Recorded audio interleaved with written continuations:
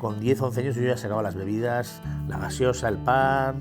Mis hermanas parecido, han estado ayudando en la cocina, pues para estar un rato con tu madre, pues te pones a limpiar ollas verdes con ella. Toda la familia aquí hemos metido el hombro siempre desde pequeños, porque había trabajos simples a raudales.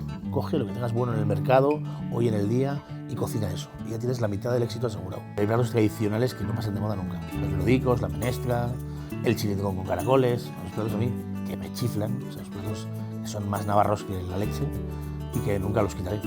Me siento orgulloso de cocinarlos. Tenemos que recuperar esas viejas recetas.